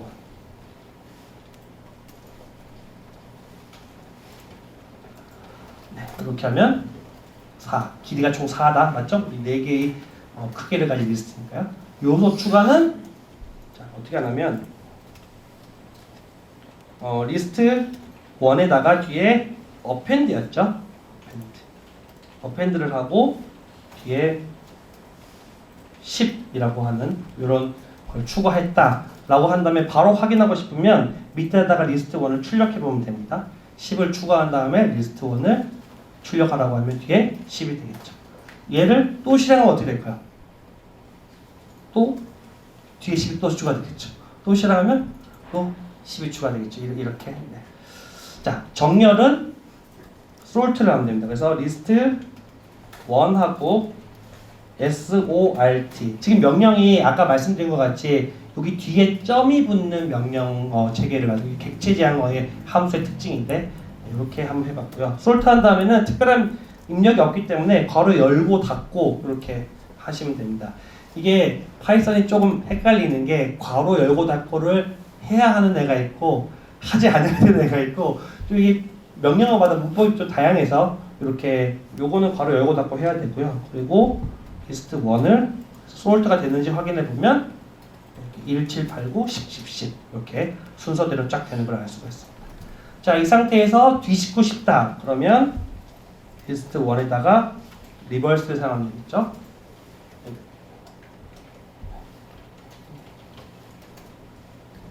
리버스 이렇게 하고 또 하면 반대로 10, 10, 10, 9, 8, 7, 1 또 실행하면 다시 1, 7, 8, 9, 10, 10, 10 또 실행하면 10, 10, 10 계속 얘가 실행할 때마다 이제 뒤집으면서 이렇게 하겠습니다. 리스트의 인덱스 반환. 예를 들어서 데이터가 엄청 긴데 내가 10이라고 하는 데이터가 있는 것 같은데 그게 어디 있는지 모르겠다 라고 하면 지금 10이 지금 세 군데나 있잖아요. 지금 우리는 봐서 알고 있지만 이럴 때 리스트 1에다가 인덱스 하고요. 10이라고 하는 데이터가 어디 있는지 이렇게 한번 해봅시다. 그러면 0번째 있다. 아쉽게도 한 개밖에 딱 보셨는데 맨 앞에 있는 맞죠? 예를 들어 9가 어디 있어? 라고 하면 세 번째 있다. 0, 1, 2, 3 이렇게 여기에 9가 있다. 만약에 없는 애를 물어보면 6을 물어보면 없다. 얘는 없다. 6은 리스트 안에 없다. 이렇게 나옵니다. 1은 어디 있어? 그러면 맨 마지막에 이렇게 6번째 이렇게 얘기를 해주게 되고요. 이건 또 뭘 하려고 했을까요? 네, 뭘 하려고 했는데 지금 잘 기억이 나지 않네. 그러면 바로 요소 제거를 해볼게요. 요소 제거는 아까 명령어가 뭐였냐면 remove하고 제거값 한번 해봅시다. 아까 여기 일단 실행 한번 해보고 할까요? 그냥 리스트 1 안에 있는 내용이 궁금하니까 이렇게 요것들이 지금 쭉 우리가 있는데 요소 제거 한번 10을 해볼까요? 리스트 1에 remove 하고요. 나는 10을 한번 제거를 해보고 싶어요. 하고 제거를 한 다음에 바로 출력을 한번 같이 해봅시다. 제거가 잘 됐는지. 그러면 10을 전부 다 제거하는 건 아니고 한 개씩 얘는 제거하는 명령입니다. 그래서 10이 한 개가 제거되고 10, 10, 9, 8, 7 하나 이렇게 되어 있고요. 요거 외에 제거하는 명령 중에 하나가 또 del, del이라고 하는 명령어를 쓸 수도 있는데 여기 del이라고 하는 명령어 그러면 del 하고요. 그리고 리스트 이때는 어떻게 쓰냐면 리스트 1에 지금 결과가 이렇게 있잖아요. 이 중에서 몇 번째 걸 제거하고 싶냐. 예를 들어 9를 제거하고 싶으면 0번째, 1번째, 2번째에서 del 2 이렇게 하게 되면 리스트에 있는 두 번째 요소를 제거하라 이런 식으로 명령을 쓸 수가 있습니다. 제거하고 한번 결과를 볼까요? 그러면 9가 제거되고 10, 10, 8, 7 하나. 여기서 슬라이딩도 해봅시다. 예를 들어 1부터 3까지 하게 되면 10하고 8이 또 제거가 더 되겠네요. 제거를 시켜보면 이렇게. 그래서 어떤 여러 개의 데이터를 있을 때 데이터를 추가하고 찾고 지우는 방법 가장 기본적인 거였죠. 뭐 데이터가 있는데 그 데이터를 그냥 그대로 사용할 수도 있겠지만 데이터를 일부러 우리가 찾아보고 싶기도 하고 어떤 새로운 데이터를 넣어보고 싶기도 하고 기존에 있는 거를 지우고 싶기도 했을 때 이런 명령을 쓰면 되는구나 라고 우리가 알고 나중에 필요할 때 이거를 찾아보면 되겠습니다. 자, 그 다음에 다중 리스트는 뭐냐면 리스트 안에 리스트를 또 넣는 거예요. 자, 이거 한번 해보죠. 그러니까 리스트가 이렇게 대괄호로 리스트를 만들죠. 대괄호로 그 안에다가 또 리스트를 만드는 거예요. 이렇게 해볼까요? 그러면 겉에 있는 리스트는 일단 하나가 있는데 거기 리스트 안에 또 리스트가 있는 거죠. 예를 들어 0하고 1을 여기 집어넣고 2하고 3을 집어넣으면 리스트 안에는 첫 번째 리스트 안에는 두 가지 데이터가 있는데 그 두 개 데이터가 다 리스트다. 그러니까 그 첫 번째 데이터 안에는 두 개가 있고 그 두 번째 데이터 안에 또 두 개가 있다. 이렇게 돼요. 그래서 이거를 그냥 또 A라고 하고 한번 해봅시다. A라고 하고 그러면 여기서 우리가 0이나 1, 2나 3은 어떻게 참조를 하냐면요. 자, A에서 맨 앞에 내가 0, 1 중에 하나를 뽑을 것인가 아니면 2, 3 중에 하나를 뽑을 것인가 정해야 돼요. 예를 들어서 2를 뽑고 싶다 그러면 얘가 0번째, 얘가 1번째죠. 그렇죠? 그 전체적으로는. 그래서 여기다가 2를 이렇게 먼저 해줘요.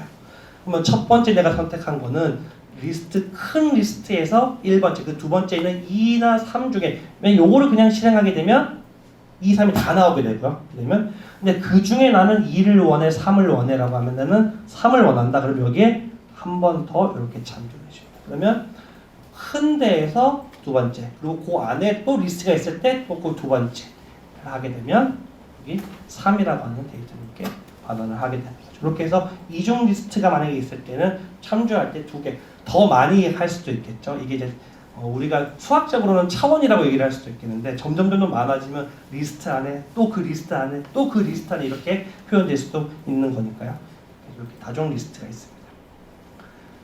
자, 튜플은 리스트랑 똑같은데 차이점은 단 한 개입니다. 뭐냐면 리스트랑 다 똑같은데 안에 있는 자료를 변경할 수가 없어요. 그러니까 리스트는 좀 자유롭게 막 우리가 데이터를 막 좀 자유롭게 하고 싶을 때 쓰는 방법이라고 한다면 튜플은 뭔가 결과가 딱 나왔어.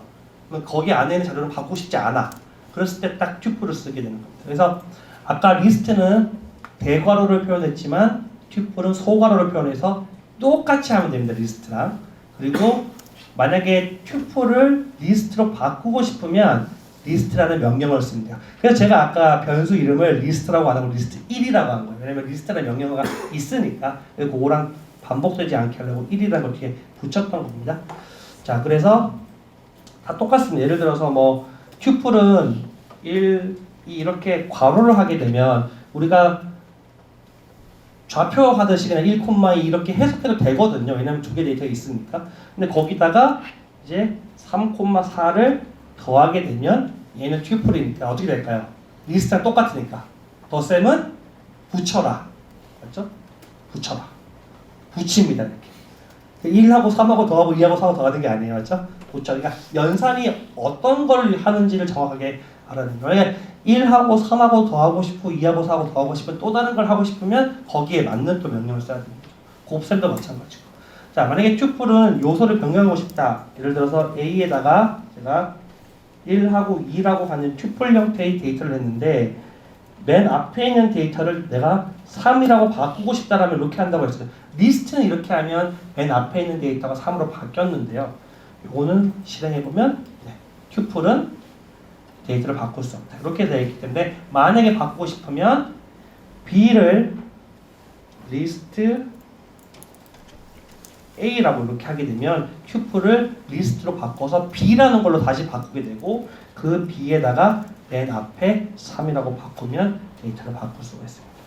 이게 컴퓨터 그 사이언스적으로도 리스트는 컴퓨터가 좀 좋아하지 않는다고 하면 전기를 많이 먹는 형태예요. 리스트는 어떤 막 자유롭잖아요. 그냥 갑자기 막 그 메모리를 막 추가해야 될 때도 있고 메모리를 없애야 될 때도 있고 하니까 컴퓨터가 계산하기 좀 힘들어하는 형태고 튜플은 좀 얘가 뭐랄까 좀 딱 고정이 되어 있으니까 상대적으로 컴퓨터가 좀 계산하기 좋아하는 그런 형태라서 이렇게 두 개의 차이점이 이제 있는 겁니다.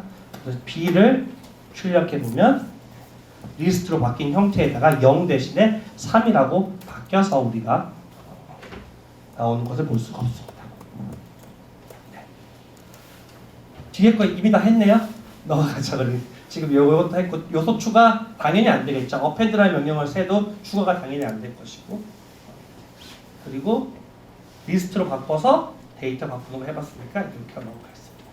자, 2개 남았네요. 네, 2개 먹고 2개 하고 2개 먹고 2개 하고 점심 먹읍시다. 집합. 집합은 우리가 언제 중학교 때 처음 배웠나요? 집합 잘 알고 있죠. 근데 이제 여기 파이썬에서는 일단 데이터 중복을 허용하지 않는 거. 만약에 중복된 데이터가 엄청 많이 있는데 그걸 다 없애고 싶어라고 하면 딱 집합 형태로 싹 바꾸면 얘가 중복된 거 다 없어집니다. 그래서 그럴 때 일단 많이 쓰이고요. 그리고 순서도 없어요. 우리 집합하면 순서가 없죠. 리스트나 튜플은 순서가 있었지만 얘는 순서가 없습니다. 그래서 참조를 못해요. 걔가 있냐 없냐 이런 것만 우리가 판단할 수 있고 밑에 적어놨죠. 인덱징으로 값을 접근할 수가 없어요. 그 안에 그 원소가 있는지 없는지는 볼 수가 있지만 뭐 몇 번째 있냐 이런 게 없기 때문에 그리고 집합은 중괄호로 만듭니다. 그럼 이제 우리가 소괄호, 대괄호, 중괄호의 쓰임을 이제 다 알았죠. 이제 대괄호는 보통 리스트나 참조할 때 쓰는 거고, 중괄호는 일단 집합을 할 때 쓰는 거다. 그리고 우리가 집합하면 이런 연산자가 있는 거 잘 알고 있습니다. 교집합, 합집합, 차집합. 그리고 합집합의 교집합을 뺀 건 뭐죠? 그 공통에 있는 거 말고 각각이 있는 원소들을 얘기하는 거죠. 그래서 그거는 이렇게 여기 n 표시, 여기 버티컬 표시, 그리고 대시랑 차집합은 똑같이 이제 빼기로 되어 있고, 그다음에 요거는 꺽쇠로 표현하게 됩니다. 위에랑 똑같은 명령을 밑에 있는 이런 메소드 방식으로 어떤 세트 뒤에 점 붙인 다음에 명령을 붙이는 것도 이렇게 할 수가 있습니다. 그래서 이것도 만약에 여러분 이렇게 나오면 똑같이 Shift Enter를 누르면 제가 이렇게 좀 이쁘게 글씨가 나오게 하는 거를 이런 식으로 쳐가지고 만들어낸 거거든요. 그래서 Shift Enter를 치면 다시 이렇게 원래대로 돌아옵니다. 자, 그래서 A라고 하는 집합 점 인터섹션 B 하게 되면 A하고 B 인터섹션을 구하는 거예요. 위에랑 요거랑 같은 명령인데 이렇게 두 가지 표현으로 할 수가 있습니다. 인터섹션, 유니온, 빼는 거 차집합, 그리고 아까 보였던 시메트릭 디퍼런스 하고요. 집합의 요소를 추가할 수도 있을 거고, 여러 개의 요소를 추가할 수도 있을 거고, 그다음에 요소를 제거할 수도 있을 거고, 원소를 제거할 수도 있고, 공집합으로 만들 수도 있고, 이런 명령들이 있습니다. 자, 집합 한번 만들어 보죠. A를 집합이니까 또 이제 대문자로 해보겠습니다. A를 1, 1, 2, 2, 3 이렇게요. 4. 일부러 중복을 써가지고 이렇게 한번 해봅시다. 1, 1, 2, 2, 3. 콤마로다 구분되었습니다. 이거 헷갈리시면 안 돼요.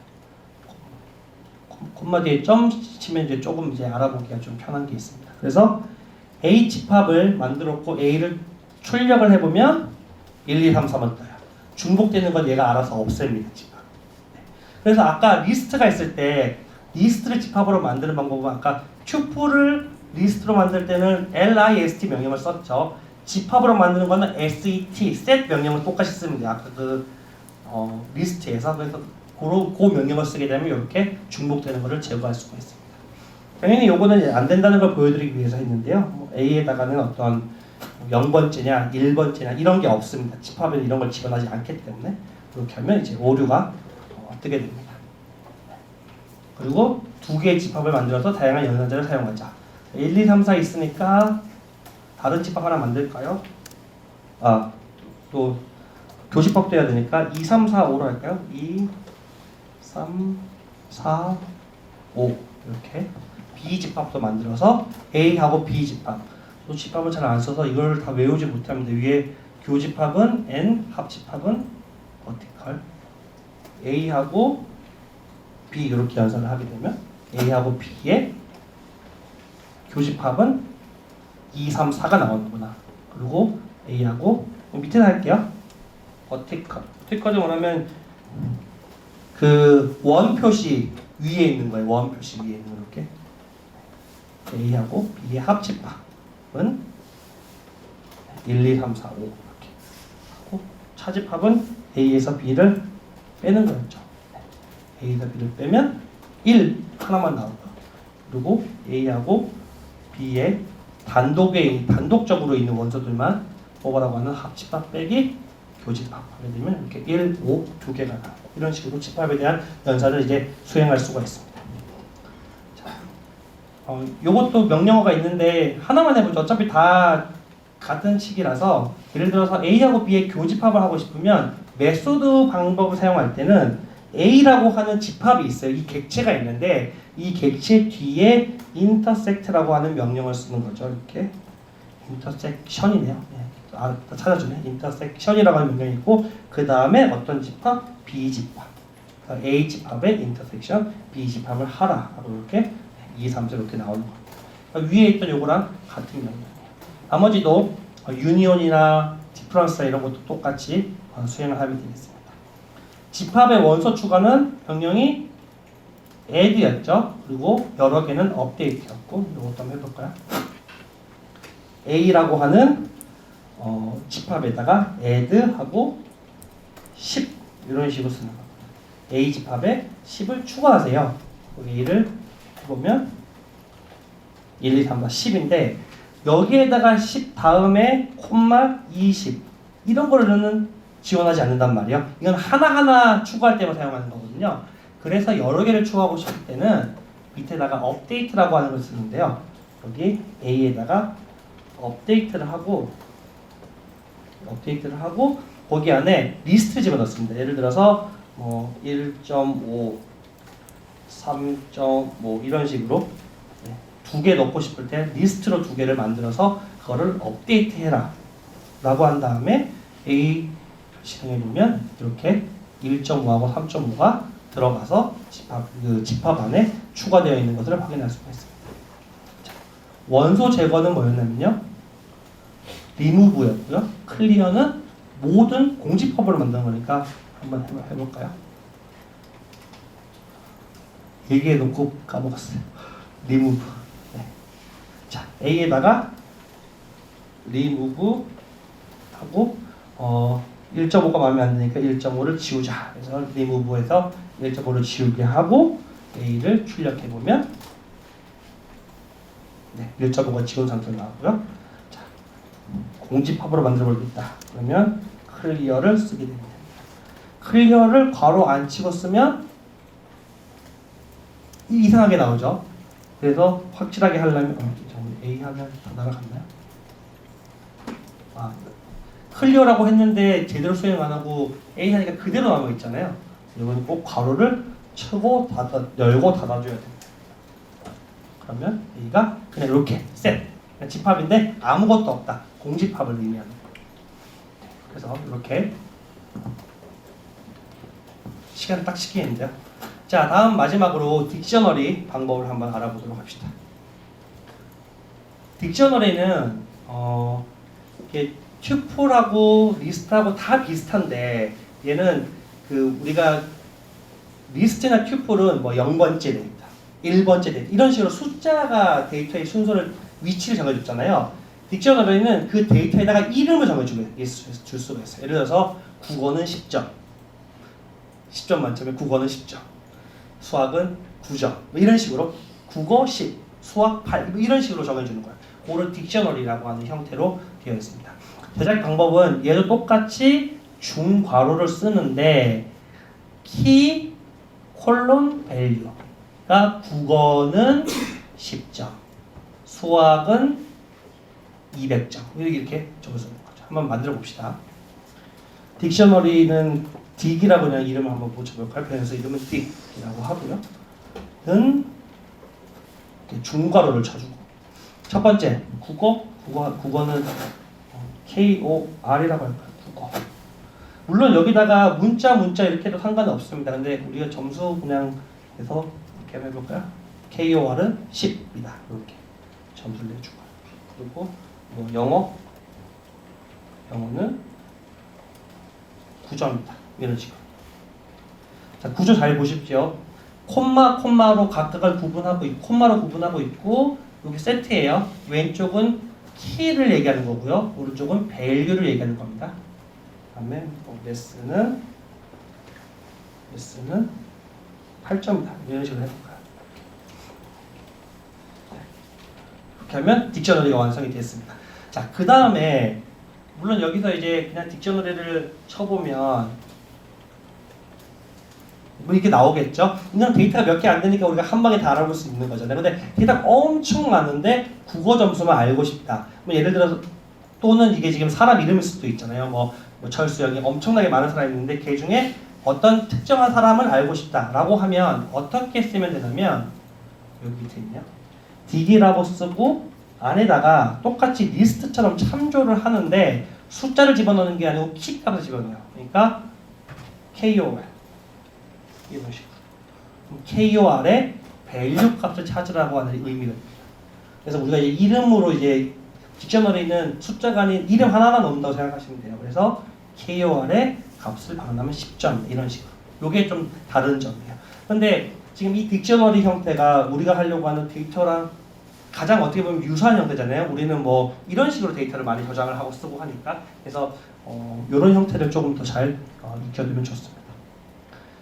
딕셔너리 요소의 추가 삭제. 추가는 쉬운데요. 지금 DIC 한번 볼까요? DIC 한번 보면 이렇게 있잖아요.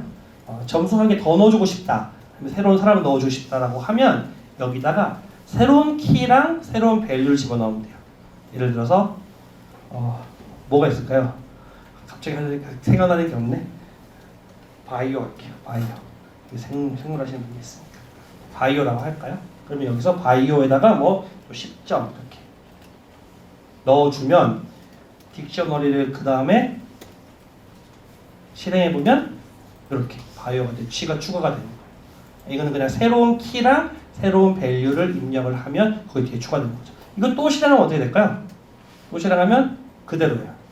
계속 추가되는 게 아니고 그 키 값은 뭐랄까 하나하나를 유니크하게 쓰기 때문에 똑같은 게 들어와도 걔는 같은 걸로 인식을 해서 이제 더 추가되진 않고요. 만약에 여기 값을 바꾸면 바이오가 아까 10점이었는데 9점으로 바꾸면 당연히 우리 리스트에다 값이 바뀌든 이게 9점으로 이제 바뀌겠죠. 원래 있는 키였는데 거기에 밸류가 원래는 10점이었는데 지금 9점으로 바꿨다.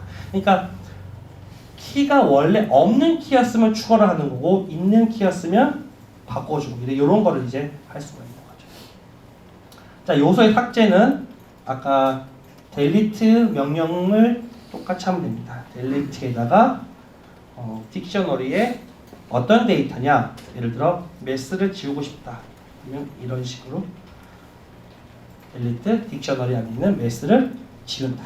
그러면 그리고 나서 딕을 한번 출력해 볼까. 출력해보면 매스가 지워진 상태로 이렇게. 그래서 지금 요게 어떻게 보면 우리가 쓰려고 하는 데이터랑 가장 가까운 형태인데 일단 데이터를 추가하고 그 다음에 제거하는 건 당연히 알아야 될 거고 그 다음에 그 데이터가 어떻게 되는지 참조하는 방법도 알아야 되니까 이제 그거를 이제 해봤다고 하면 되고요. 더 이제 여러 가지 명령이 있는 요거를 가져가 봅시다. 만약에 키가 엄청 많아요. 과목이 막 300개가 돼.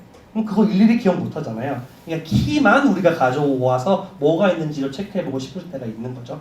그럴 때 딕셔너리에 키를 가져와라 라고 하는 요 명령이 있고 값만 가져오고 싶을 때도 있거든요. 그때는 값만 가져오라고 해서 value라고 하는 거가 있고 그 다음에 두 개 같이 가져오라고 하는 것도 있습니다. 일단 요거 한번 세 개 한번 해봅시다. 자, dig이라고 하는 명령이 있는데 뒤에다가 키즈라고 이렇게 키들이 뭐가 있냐라고 물어보니까 이렇게 키들은 코리아, 잉글리시, 바이오 이렇게 세 개가 있다라고 이렇게 해주는 거죠. 요거는 또 딕셔너리 형태예요. 그러니까 얘는 0번째, 1번째, 2번째. 왜냐면 여기 대괄호가 찍혀있는 거 보이죠? 대괄호니까. 대괄호가 있으면 얘가 또 순서가 돼요. 한번 해볼까요? 여기를 DK라고 할게요. 딕셔너리 키즈. 원래 이렇게 변성을 쓰면 안 되는데 DK라고 하고 DK에 0번점 해볼까요? 그러면 아이고 딕셔너리 키즈가 안 된다 보네요. 그러면 바로 딕셔너리로는 안 되나 보네요. 그러면 이거를 제 생각에는 키로 바꾼 다음에 얘를 리스트로 바꾸면 돼요. 리스트 할 때는 괄호 저도 헷갈려요. 네, 이렇게 리스트로 바꾸면 되냐. 그러면 이제 완전 리스트니까 0번째는 코리아, 1번째는 잉글리시. 이게 언제 쓰냐면 키가 너무 많을 때 키를 하나하나 우리가 한번 찾아보고 싶은데 그때 리스트로 바꿔서 쭉 하나하나 찾아보라고 하면 참조가 가능하니까 그럴 때 뭐 이런 식으로 이제 쓸 수가 있는 거예요. 그 다음에 딕셔너리에 똑같이 values 값들을 뽑아내어라라고 이렇게 할 수도 있고 이것도 똑같이 이제 리스트로 바꿔서 하거나 이렇게 할 수가 있겠죠. values 있고 values 대신에 items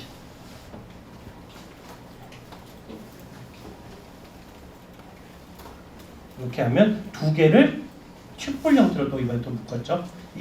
요 데이터 형태를 보고 우리가 어떻게 묶여져 있는지 알아야 됩니다. 일단은 여기 딕셔너리 아이템즈라고 하는 좀 이상한 게 있긴 하지만 그거 전체가 리스트로 묶여 있고 그 리스트 안에 하나하나는 튜플로 묶여 있어요. 그래서 코리아랑 10이랑 쌍으로 해가지고 하나 이렇게 저장해 놨고 그리고 잉글리시랑 9랑 바이오랑 이렇게 묶어놨어요. 이게 아이템즈라고 하는 명령입니다. 그래서 키즈라고 하면 키만 받아놨고 values라고 하면 value만 반환하고 items라고 하면 키랑 value를 쌍으로 튜플로 묶어서 반환하는 그런 이제 명령어가 되겠어요. 갑자기 눈이 좀 동그래졌는데요. 갑자기 네. 그래서 이렇게 요거 어차피 뒤에 또 라이브러리 하게 되면 또 비슷한 거 하게 되니까 이제 이렇게만 이해하고 넘어갑시다. 그다음에 get이랑 뭐 pop 이런 거는 잘 그렇게 사용하지는 않는 건데 get은 아까 키에 해당되는 value 가지고 오라는 거니까 아까 그냥 대괄호에 키 입력하는 거랑 사실은 같은 명령이에요. 예를 들어서 dig에다가 get하고 똑같이 뭐 KOR 이런 식으로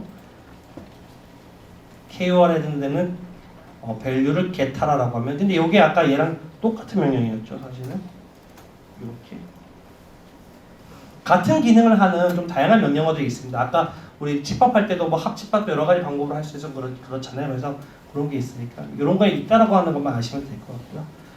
팝은 뭐냐면 딕셔너리인데 그걸 또 없애라고 하는 거예요. 델리트랑 똑같은데 키로 이제 그걸 쓰는 겁니다. 그래서 딕셔너리에 팝하고 코리아를 없애겠다 싶으면 KOR 이렇게 국어를 없애겠다 하고 딕을 출력해보면 국어가 없어진 상태로 팝이라고 하는 명령 아까 D에 델리트라고 하는 명령과 동일한 기능으로 이제 쓸 수가 있는 겁니다. 그래서 오늘 우리가 일단 첫 1시간 반 동안 여러분들 잘 따라와 주셔서 고맙고요. 이렇게 해서 기본적으로 계산 한번 해보고 어떤 자료가 있냐. 일단 중요한 거는 우리가 여러 개의 자료를 관리를 막 하고 분석도 하고 해야 되니까 거기에 관련되어 있는 파이썬의 기본적인 자료형들을 찾아봤습니다. 딕셔너리 하고요. 그리고 튜플하고 리스트하고. 그래서 점심 먹고요. 오후에는 우리가 뭐 조건문이나 반복문 같은 간단하게 이렇게 데이터를 살펴보는 게 아니고 얘를 변경하거나 뭐 하는 것에 필요한 여러 가지 명령어들을 살펴보도록 하고요. 그거 끝나고 오후 늦게는 우리가 데이터 분석에 필요한 지금은 얘는 파이썬의 기본 기능이고 파이썬이 굉장히 발전할 수 있었던 이유가 이 기본 기능 외에 추가 기능, 다른 사람들이 만들어서 추가시킨 추가 기능들이 많아서 그런 건데 그걸 라이브러리라고 하거든요. 그래서 다양한 라이브러리를 하면서 이제 내일 머신러닝에 필요한 라이브러리를 어떻게 다뤄야 되는지에 대해서 한번 알아보도록 하겠습니다.